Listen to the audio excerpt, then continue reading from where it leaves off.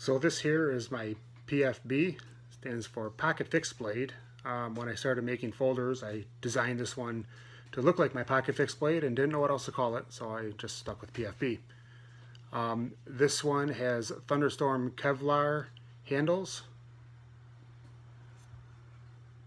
The liners are titanium and the blade is S35VN. The clip is also titanium.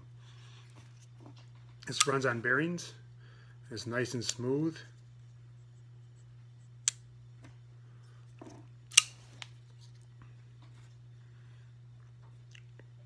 The lockup is early but solid, and it falls dead center.